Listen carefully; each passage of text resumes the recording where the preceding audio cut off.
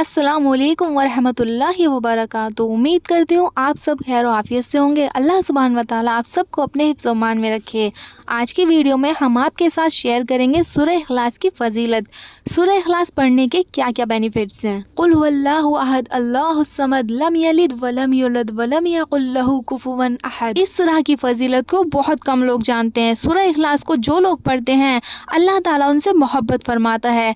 एक मरतबा सूरह इखलास पढ़ने का सवाब 1/3 कुरान पढ़ने के बराबर है, 1/3 कुरान पढ़ने के बराबर है। ये सही मुस्लिम की रिवायत है। कितनी इम्पोर्टेंट बात है ये कि एक बार सूरह इखलास पढ़ना है सिर्फ, और सवाब कितना है 1/3 कुरान पढ़ने के बराबर।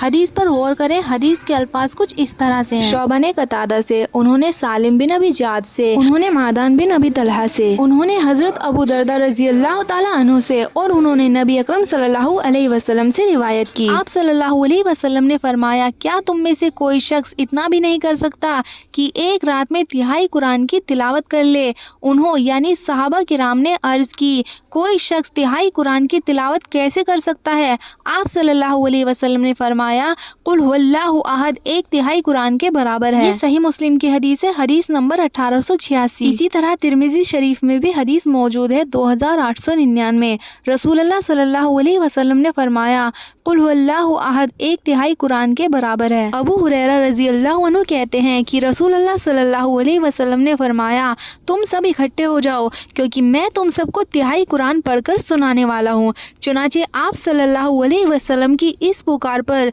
जो भी पहुँच सका जमा हो गया। फिर नबी अकरम सल्लल्लाहु अलैहि वसल्लम बाहर तशरीफ लाए, सूरह इखलास पढ़ी और हुजरे शरीफ में वापस चले गए। तो बाद सहाबा ने चिमगुइयाँ करते हुए कहा, रसूलुल्लाह सल्लल्लाहु अलैहि वसल्लम ने फरमाया था, मैं अनकरीब तुम्हें तिहाई कुरान पढ़कर सुनाऊंगा।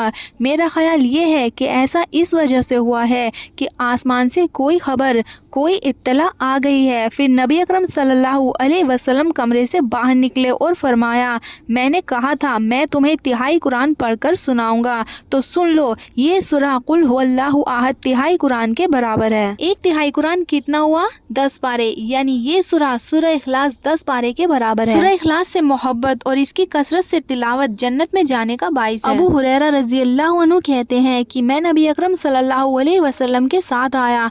आपने वहाँ एक आदमी को कुल हुवल्लाहु अहद अल्लाहुस समद पढ़ते हुए सुना, तो रसूलुल्लाह सल्लल्लाहु अलैहि वसल्लम ने फरमाया, वाजिब हो गई।